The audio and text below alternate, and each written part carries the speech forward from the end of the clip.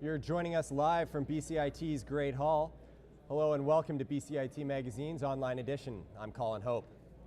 Earlier this week, protesters with Occupy Vancouver were facing eviction from their camp at the Vancouver Art Gallery.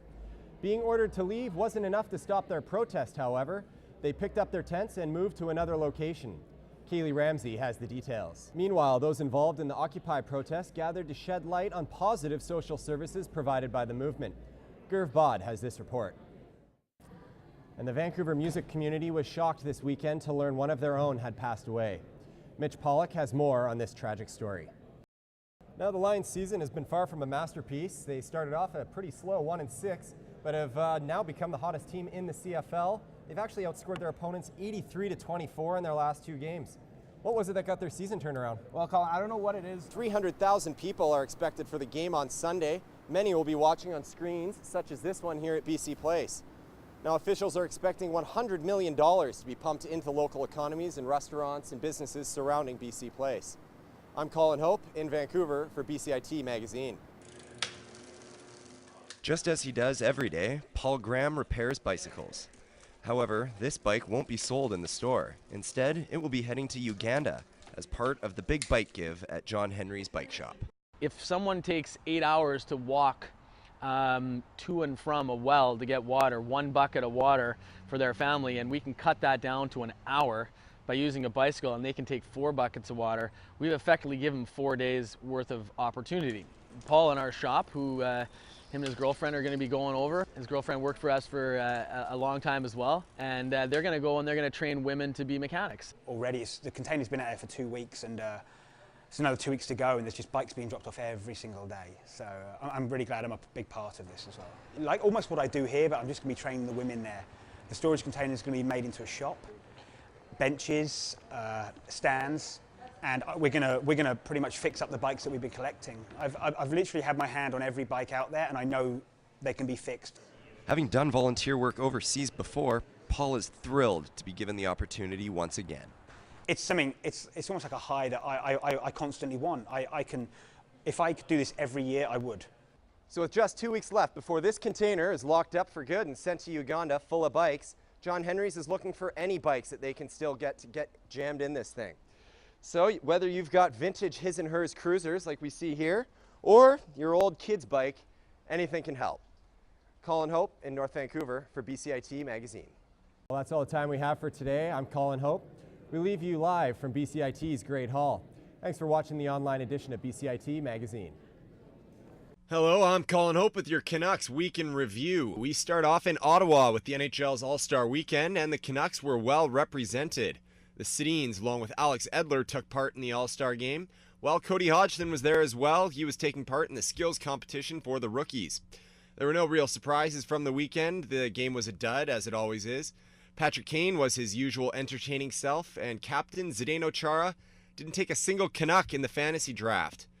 But Tuesday night, the boys were right back at it, with perhaps their biggest rivals in the NHL right here in Vancouver in the Chicago Blackhawks. Now, you might remember that 5-1 thumping the Hawks gave the Canucks back on home ice in November. And if that wasn't enough to get the competitive juices flowing, David Boland had some choice words for the Sedin twins earlier this year. We'd be sure not to let them on our team. And yeah, they probably still would be sisters. I think they might sleep in like bunk beds. The older one has the bottom one, the younger one's got the top. So you knew the Canucks would be fired up after those comments. Now, Alain Vigneault made a somewhat surprising choice, electing to go with Corey Schneider between the pipes, but the Canucks would pick him up early. They appear to be well rested and ready to go there.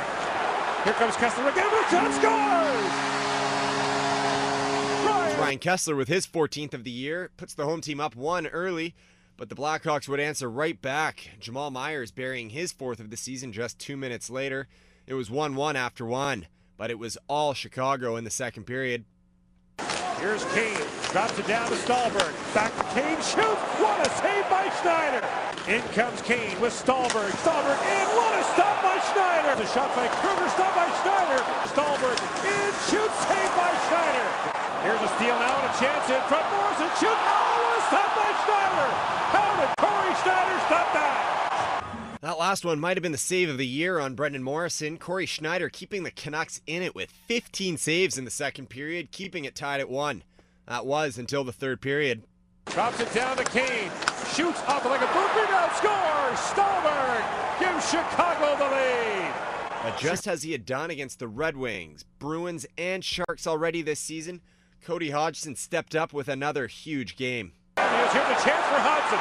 Cody Hodgson into the...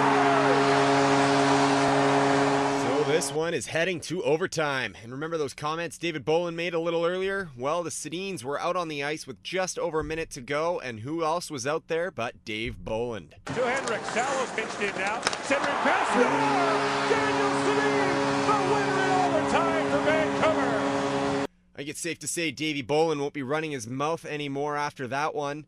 Daniel Sedin setting a new Canucks record with his 10th career overtime winner. The Canucks take it 3-2 in overtime. The win keeps them in second in the West at 66 points, just 3 back of the Red Wings. On Evolution 107.9. Good morning, I'm calling up with your sports to 8:05. The Detroit Red Wings rewrote the record books last night with their 21st straight home victory. The Wings dumped the Stars 3-1 at the Joe, where they haven't lost since early November. It's just another day at the office for Coach Mike Babcock, though. We didn't spend any time thinking about this or talking about it. We just do what we always do, is prepare for the game and try to focus on doing good things, and good things happen. And that's what we've done all along. That's what we'll do again tomorrow. So, you know, we're thrilled that this has happened for our team. I think it's really good for our logo. It's really good for our ownership and our team. The Calgary Flames continued their playoff push, crushing the Toronto Maple Leafs 5-1. The win pulls them within a point of 8th place Phoenix in the West. It was the Flames' big guns getting the win, Jarome Iginla and Olli Jokinen with a pair of points each, while Mika Kiprusoff made 41 saves for the W. Jason Spezza had a hat-trick and an assist as the Senators shut out Tampa Bay 4-0. Spezza has 5 goals and 5 helpers in a 4-game point streak. Craig Anderson with 28 saves for his second shutout of the season. Evgeny Nabokov made 37 saves in the Islanders' 3-1 win over the Jets. P.A. Parento leading the way with the game-winning goal and an assist. And King Henrik Lundqvist made a season-high 42 saves, earning his 7th shutout of the season as the Rangers beat Boston Bruins 3-0. It's the Rangers' 4th win in a row, opening up a 9-point lead over the second-place Bruins. Meanwhile, tonight the Canucks host the Avalanche at the Rogers Arena. Roberto Luongo is expected to start in net, with Chris Higgins returning back to the lineup. Higgins has been out with an illness causing him to lose over 10 pounds. It's a reaction from antibiotics he's been taking. Alain Vigneault won't be riding him too hard right out the gate. Just pace his minutes a little bit more here, considering what he's gone through, and he probably won't see a lot of power play time or penalty killing time at the beginning. We're going to try and ease them in, but he. Vancouver hasn't lost a regulation game in 10 straight and are undefeated against Colorado this year. Face off at 7 o'clock. 4 other games on the NHL schedule tonight. Anaheim is in Pittsburgh. Montreal hosts Boston. The Leafs are in Edmonton while the Sens face the Panthers. And CFL free agency starts in just about an hour, and the Saskatchewan Roughrider slotback Andy Fantuz is the biggest name up for grabs. Reports say it's unlikely he will be re-signing with the Riders. Another name not on that list, though, is CFL's outstanding Canadian from last year, Jerome Messam. He is now signed with the Miami Dolphins to a multi-year contract. And in the NBA, Jeremy Lin showed what the fuss was all about last night.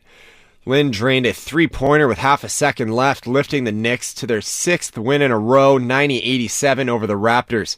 Lin finishing with 27 points and a career-high 11 assists. The Knicks face the Sacramento Kings tonight.